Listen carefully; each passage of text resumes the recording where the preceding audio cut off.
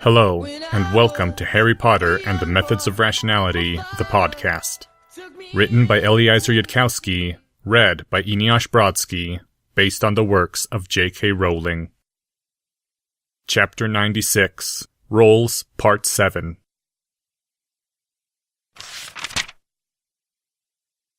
The Fourth Meeting, 4:38 p.m., April 17th, 1992. The man wearing the worn, warm cloak, with 3 faint scars etched forever into his cheek, observed Harry Potter as closely as he could while the boy looked around politely at the rows of cottages.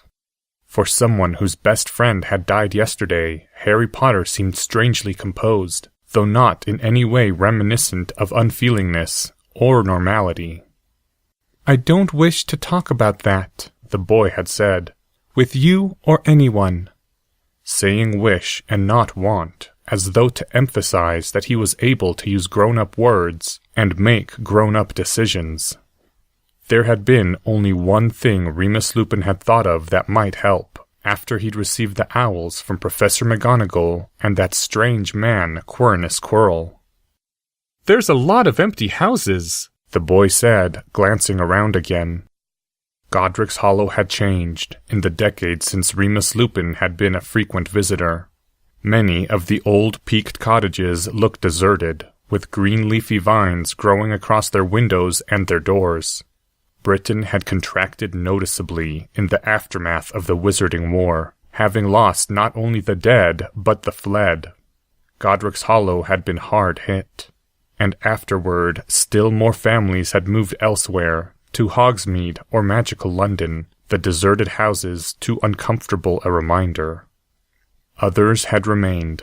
Godric's Hollow was older than Hogwarts, older than Godric Gryffindor, whose name it had taken, and there were families which would reside here until the end of the world and its magic. The Potters had been one such family, and would be again if the last Potter so chose. Remus Lupin tried to explain all that, simplifying it as best he could for the young boy. The Ravenclaw nodded thoughtfully and said nothing, as though he had understood it all without need of questions. Perhaps that was so. The child of James Potter and Lily Evans, the head boy and head girl of Hogwarts, would hardly be stupid. The child had certainly seemed highly intelligent for the little time that they had spoken in January, though at that time Remus had done most of the talking. There was also that business with the Wizengamot which Remus had heard rumors about, but Remus didn't believe a single word of that, any more than he'd believed it about James betrothing his son to Molly's youngest. "There is the monument," Remus said, pointing ahead of them.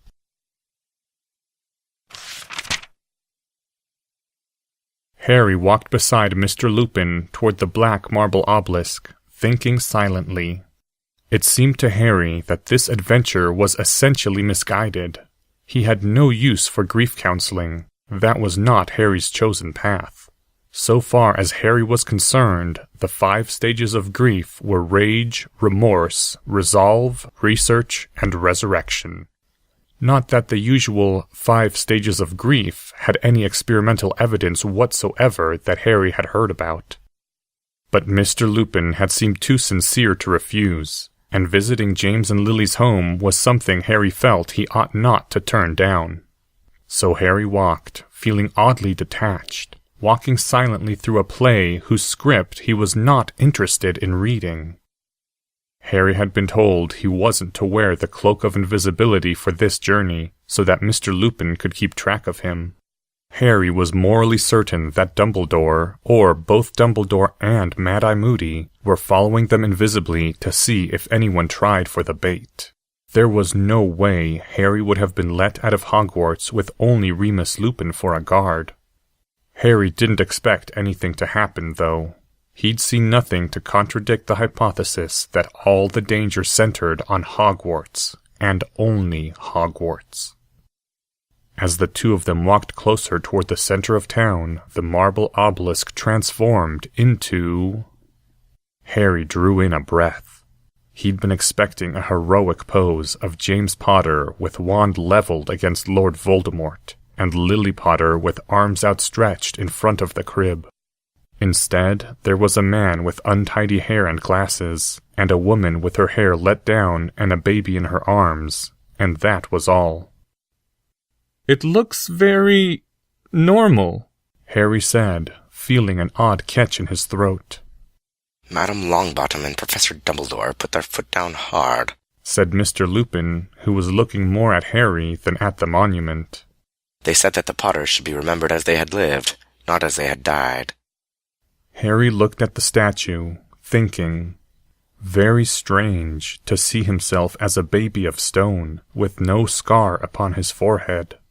It was a glimpse at an alternate universe, one where Harry James Potter, no Evans Verus to his name, became an intelligent but ordinary wizarding scholar, maybe sorted into Gryffindor like his parents. A Harry Potter who grew up a proper young wizard, knowing little of science for all that his mother was Muggle-born, ultimately changing not much. James and Lily wouldn't have raised their son with what Professor Quirrell would have called ambition, and what Professor Verus Evans would have called the common endeavor. His birth parents would have loved him very much, and that would not have been much help to anyone in the world except Harry. If someone had undone their death. "You were their friend," Harry said, turning to look at Lupin. "For a long time, since you were children." Mr. Lupin nodded silently. Professor Quirrell's voice resounded in Harry's approximate memory. "The most likely difference is not that you care more. Rather, it is that, being a more logical creature than they, only you are aware that the role of friend ought to require this of you."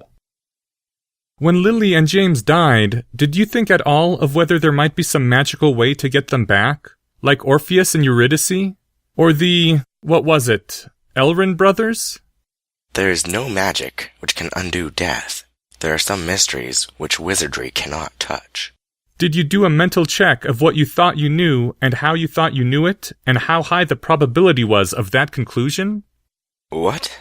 Could you repeat that, Harry? "I'm saying, did you think about it anyway?" Mr. Lupin shook his head. "Why not?" Because it was already done and over. Because wherever James and Lily are now, they would wish me to act for the sake of the living, not the dead. Harry nodded silently. He'd been pretty sure of the answer to that question before he'd asked. He'd already read that script. But he'd asked anyway, just in case Mr. Lupin had spent a week obsessing about it, because Harry could have been wrong. The soft voice of the defense professor seemed to speak in Harry's mind. "Surely, if Lupin truly cared, he would not need special instruction for something as simple as thinking for 5 minutes before giving up." "Yes, he would," Harry answered the mental voice. "Human beings wouldn't suddenly obtain a skill like that just because they cared. I learned about it because I read library books, produced by a huge scientific edifice." And that other part of Harry said, in that soft voice, "But there is also another hypothesis, Mr. Potter, and it fits the data in a much less complicated way." "No, it doesn't. How would people even know what to pretend if nobody had ever cared?" "They don't know. That is what you observe." The two of them walked onward toward a certain house, past a long row of occupied wizard cottages and other cottages overgrown with vines, coming finally to the house with half its top blown off and green leaves growing over into the inside, behind a shoulder-high wild-growing hedge lining the sidewalk and a narrow metal gate. Mr. Hagrid had probably stepped right over it, being unable to fit through. The gap in the roof was like a giant mouth had taken a circular bite from the house, leaving spines of wood, what had maybe been support beams, sticking out. To the right side, a single chimney still stood upright, uneaten by the giant bite, but leaning dangerously without its former support. Windows were shattered. Where there should have been a front door were only splinters of wood. To this place Lord Voldemort had come, silently, making less noise than the dead leaves slithering along the pavement. Remus Lupin put a hand upon Harry's shoulder. Touch the gate. Harry reached out a hand and did so. Like a fast-growing flower, a sign burst from the tangled weeds in the ground behind the gate. A wooden sign with gold letters, and it said, On this spot, on the night of 31st October 1981, Lily and James Potter lost their lives. They were survived by their son, Harry Potter, the only wizard ever to withstand the killing curse. The boy who lived, who broke you-know-who's power. This house has been left in its ruined state, as a monument to the Potters, as a reminder of their sacrifice. In a blank space below the golden letters were written other messages, dozens of them. Magical ink that rose to the surface and gleamed brightly enough to be read before fading and giving way to other messages. So my Gideon is avenged. Thank you, Harry Potter. Farewell wherever you are. We will always be in the Potter's debt. Oh James, oh Lily, I am sorry. I hope you're alive, Harry Potter. There is always a price. I wish our last words had been kinder, James. I'm sorry. There is always a dawn after the night. Rest well, Lily.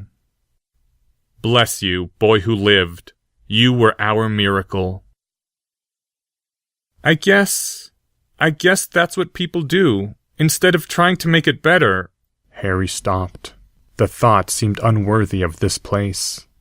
He looked up and saw Remus Lupin gazing at him with a look so gentle that Harry wrenched his eyes away to the blasted and broken roof.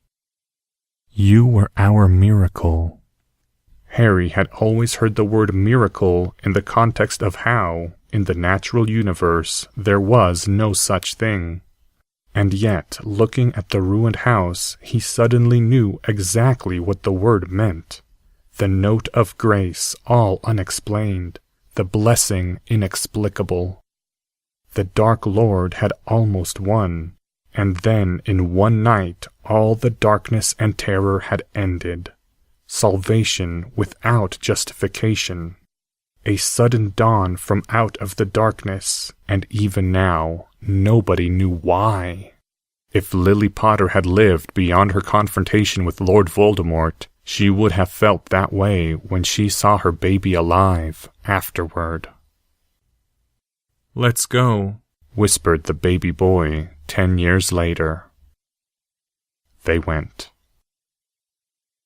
The graveyard's entrance was guarded by a lockless gate of the sort that kept out animals, with a place to stand while you moved the door from one side of the standing place to the other. Remus took out his wand, Harry was already holding his, and there was a brief blur as they stepped through. Some of the stones rising up from the ground looked as old as the wall in Oxford that his father had said was around 1,000 years old. Hallie Fleming said the first stone that Harry saw, in a carving almost invisibly faded with the erosion of time. Vienna Wood said another. It had been a long time since Harry had visited a graveyard. His mind had still been childlike the last time he'd come to one, long before he'd seen within death's shadow. Coming here now was strange, and sad, and puzzling, and this has been happening for so long. Why haven't wizards tried to stop it?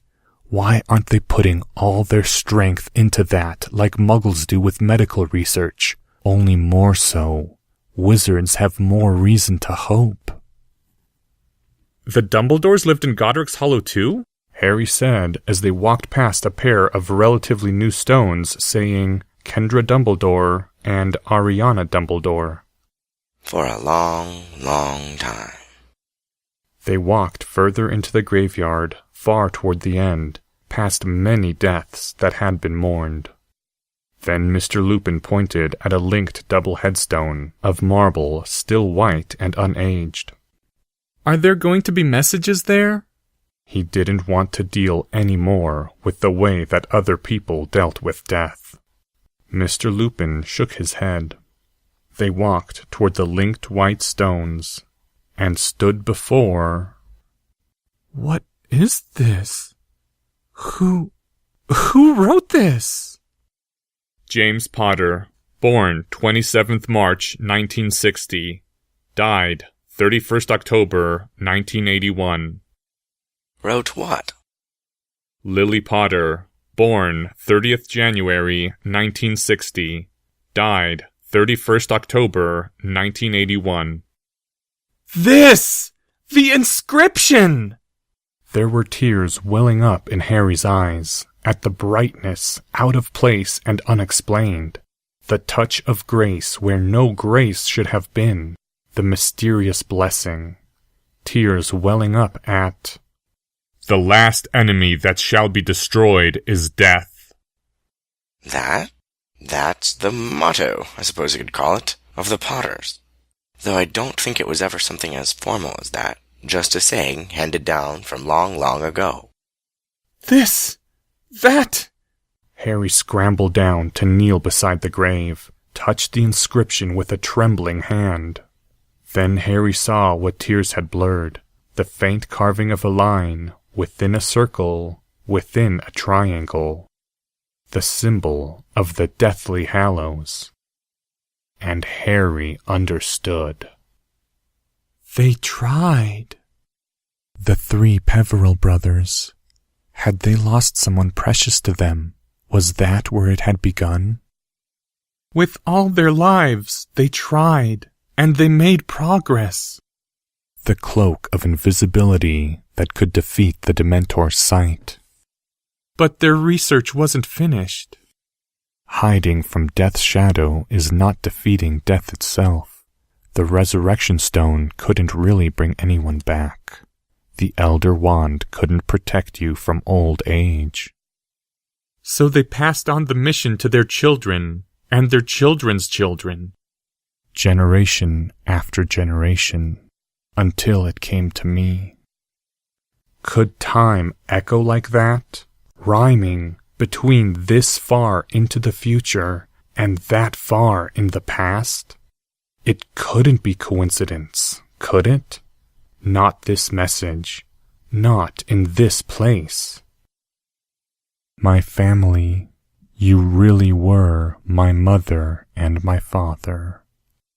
It doesn't mean resurrecting the dead, Harry. It means accepting death, and so being beyond death, mastering it. Did James tell you that? No, but... Good. Harry rose up slowly from where he had been kneeling, feeling as though he were pushing up a sun upon his shoulders, raising the dawn above the horizon. Of course other wizards have tried. I am not unique. I was never alone. These feelings in my heart, they're not so special, not in the wizard world or the Muggle one. Harry, your wand! There was a sudden excitement in Mr. Lupin's voice, and when Harry raised his wand to look at it closely, he saw that it was gleaming ever so faintly with a silver light, welling out of the wood. Cast the Patronus charm. Try casting it again, Harry. Oh, right. So far as Mr. Lupin knows, I can't. Harry smiled, and even laughed a little. I'd better not. If I tried to cast the spell in this state of mind, it'd probably kill me. What? The Patronus charm doesn't do that. Harry James Potter Evans Verus raised his left hand, still laughing, and wiped away some more tears. You know, Mr. Lupin, it really takes a Baroque interpretation to think that somebody would be walking around pondering how death is just something we all have to accept, and communicate their state of mind by saying, "The last enemy that shall be destroyed is death." Maybe someone else thought it sounded poetic and picked up the phrase and tried to interpret it differently.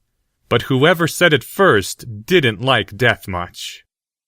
Sometimes it puzzled Harry how most people didn't seem to even notice when they were twisting something around to the 180-degree opposite of its first obvious reading. It couldn't be a raw brainpower thing. People could see the obvious reading of most other English sentences. Remus Lupin was staring at him with wide eyes. You certainly are James and Lily's child. Yes, I am. But that wasn't enough. He had to do something more. So Harry raised his wand in the air and said, his voice as steady as he could make it, I am Harry James Potter Evans Verus, the son of Lily and James of the House of Potter, and I accept my family's quest.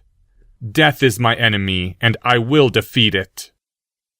Threien bein peverla suna, and thrichira tual visum dath be yiwunen.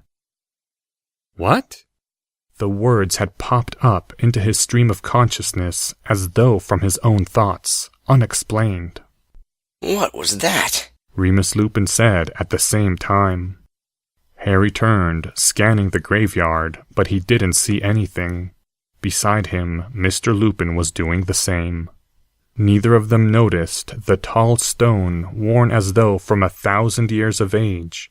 Upon it, a line within a circle within a triangle, glowing ever so faintly silver, like the light which had shone from Harry's wand, invisible at that distance beneath the still bright sun.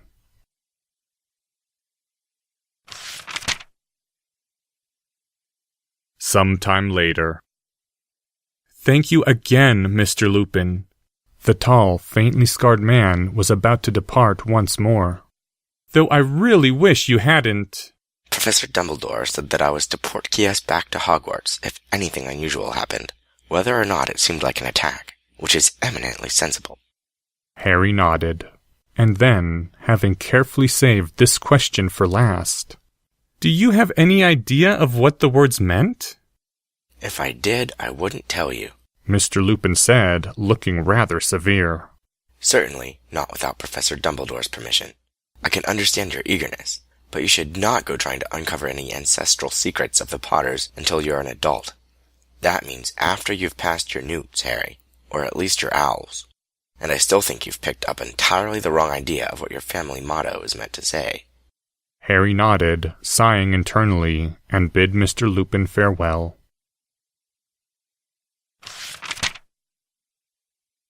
Harry went back through Hogwarts to the Ravenclaw Tower, feeling strange and strengthened. He would not have expected any of that, but it had been all to the good. He was passing through the Ravenclaw common room on the way to his dorm. That was when the shining creature came to him, gleaming soft white beneath the candle fires of the Ravenclaw common room as it slithered out from nowhere, the silver snake.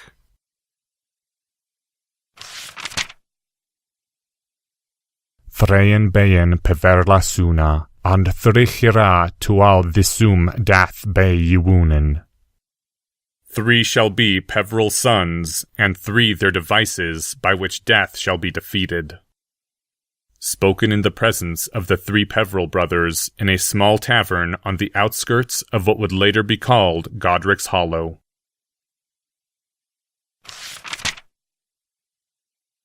End Chapter 96. Thank you to the following people: Remus Lupin, Alan Hogan. This chapter's original text, production notes, and attribution links, along with archives and much more, can be found at hpmorpodcast.com. If you would like to learn more about the art of rationality, please visit lesswrong.com, an online community of aspiring rationalists founded by Eliezer Yudkowsky. Some sound effects used are courtesy of the Free Sound Project. The music used is Welcome to the Black Parade by My Chemical Romance. Thank you for listening, and come back in 2 weeks for Chapter 97, Rolls Part 8.